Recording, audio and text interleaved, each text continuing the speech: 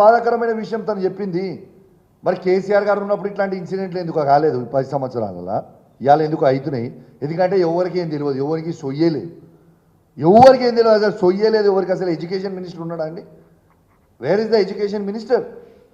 ఆత్మహత్యలు అవుతుంటే who is the education minister?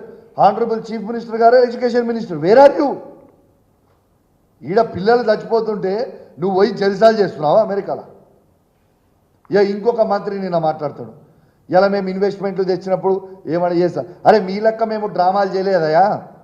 బాజాబ్తు ఇన్వెస్ట్మెంట్లు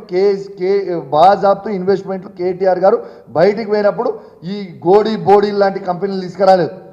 Jabardasth కంపెనీలు తీసుకొచ్చినాం, ఫాక్స్కాన్ని తీసుకొచ్చినాం, అమెజాన్ని తీసుకొని వచ్చిండు, అద్భుతమైన తీసుకొని వచ్చిండు, ఇన్ఫ్రాస్ట్రక్చర్ క్రియేట్ చేసిండు, అద్భుతమైన జాబులు క్రియేట్ చేసిండు.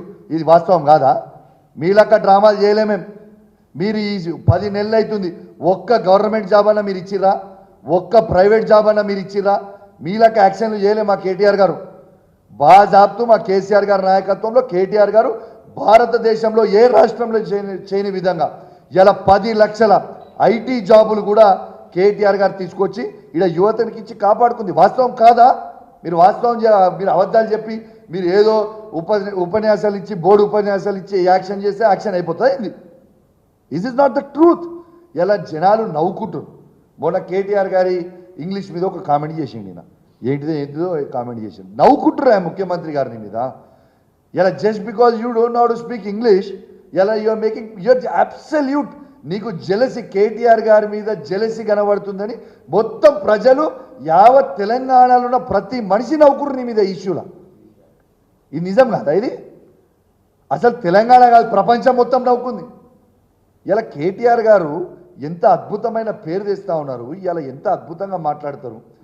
నీకు ఇంగ్లీష్ రాకపోతే ట్యూటర్ని పెట్టుకొని నేర్చుకొని ఆయనను చూసి ఈర్చపడకు. ఇంకా ఆయన కంటే ఇంకా మంచిగా చేయాలనేది నేర్చుకో, ఇంకా మంచిగా మాట్లాడు ఇంగ్లీష్. నీ ఇంగ్లీష్ చూసి దేవుడా దండం పెట్టాలి డావోస్లో ఒకడు ఉరిగిండు, ఈ పరిస్థితి చేసుకొని వచ్చిండు. కాబట్టి నువ్వు కేటీఆర్ గారి మీద ఏడవకు.